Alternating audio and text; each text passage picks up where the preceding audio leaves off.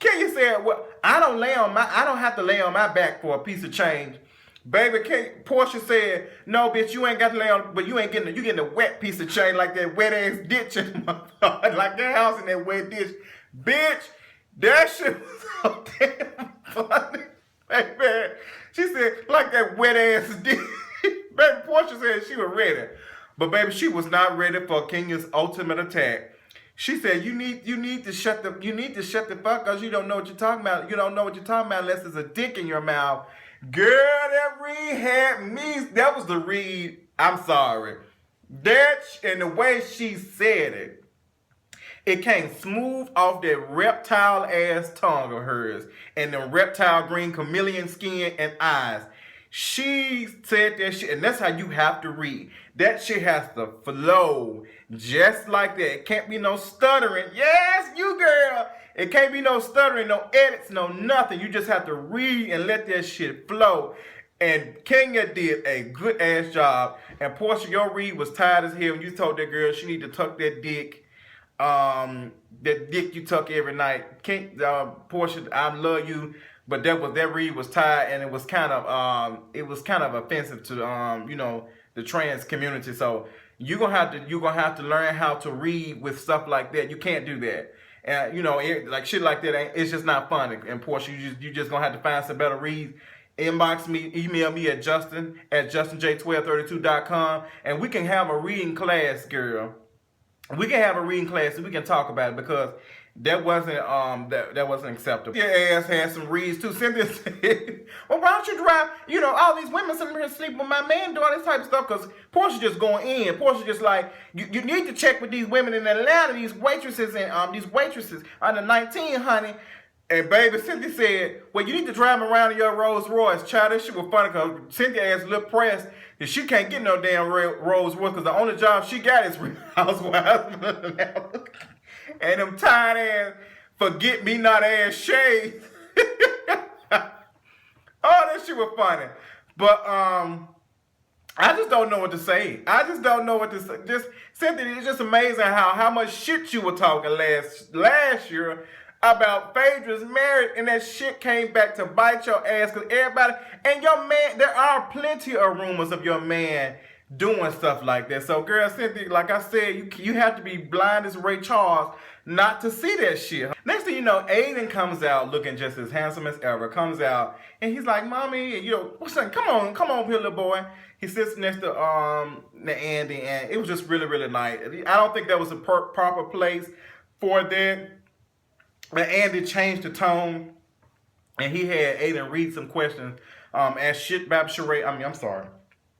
She about Sheree, what she was wearing. And I hope and pray that I hope on part 3, they ask my girl Sheree, was she really charging folks $5 for pictures in the park? I hope so. They should have had me pop up like bloop. Okay, they should have had me pop up. So are you wearing shit by Sheree? Sheree said she ain't wearing none of this shit today. Shit by Sheree is still in China. And fabric and cotton and all the things that we're used to. I don't even know what to tell. Phaedra just gives her opinion on Apollo, and it was just, it kind of got touchy. And I love Phaedra, and I thought it was a very touchy subject when they start asking her about, her situation with Apollo and going to visit him in jail and all that type of stuff. And it's a sad situation. It's a very sad situation. You can tell it's affecting Phaedra a little bit. It bothers her a little bit because she loves Aiden. She loves her kids. She loves them so much. And Phaedra just, basically starts, calling folks out. She said, I'm tired of people having their opinions about what I need to do with my marriage, what I need to do with my, my situation. Taking my kids to see their man in jail. And they ain't paying my bills and they ain't checking on my children. Baby, next thing you know, yodeling ass Kandi coming in. Well, girl, I thought she was on Escape again or whatever the fuck. 2-for-1 Friday ass damn R&B group she was with. She started doing that damn yodeling crying. I was called out, so I got to talk about what's going on. And I just feel like, you as a woman, you need to let these kids see they boys You need to. Kandi, if you don't stop talking like a goddamn slave off of fucking underground, god damn it, like somebody beating the shit out of you. Well, Paul, Kandi and that damn yodeling cry is killing my spirit. Kandi, I love you, Kandi. But Kandi did have a point that these children need to see their father because they're young, and then, you know, Apollo doesn't get out of jail for 5-6 years.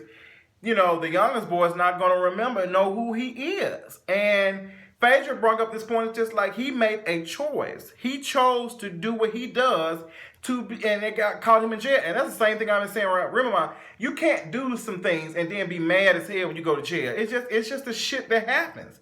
It's just the shit that happens.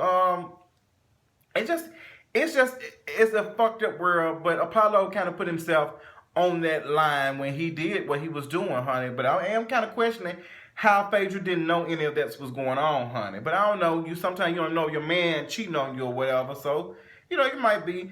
And, you know, Phaedra talks about when she took her boys to see him, she said somebody was getting jacked off and the side of him and all that type of stuff. And that was just disgusting.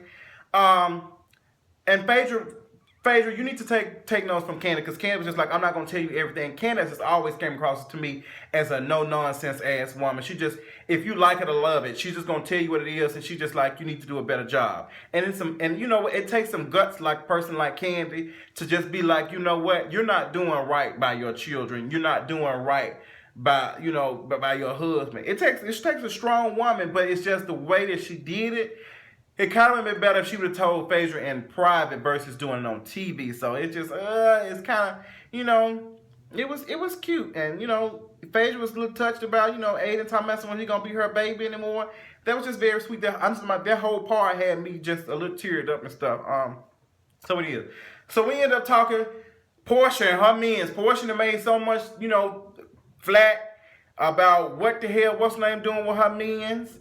Why Kenya ain't got no mens and all this type of stuff, but Porsha, you've had mens on here too, and we don't see them. You had Duke and his slow ass gone somewhere, and then you had who else was it? Who else was there? Orlando, and he ain't nowhere to be child. He couldn't even get out of.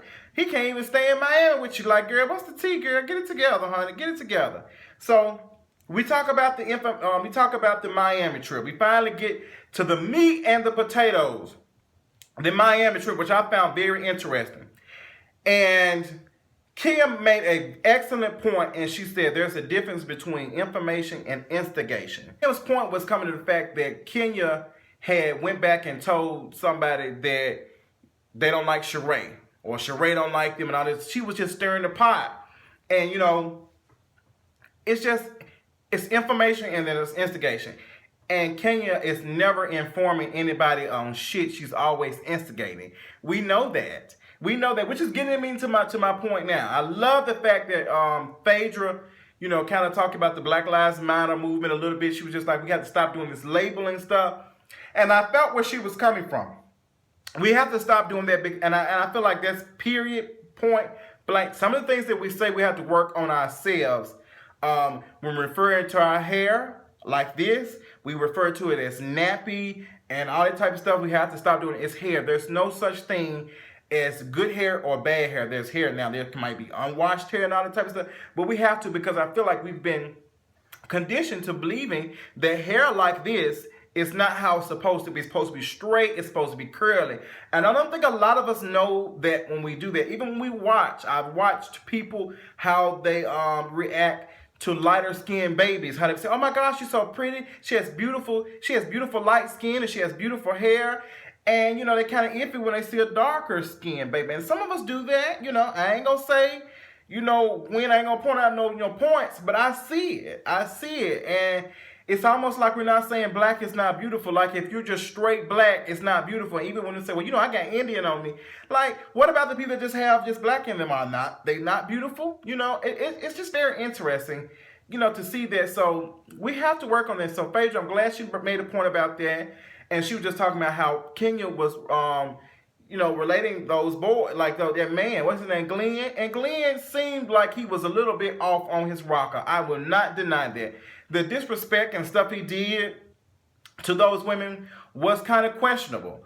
But I just feel like, and you know, I feel like if it was that bad, Kenya should have just asked security to ask him to leave.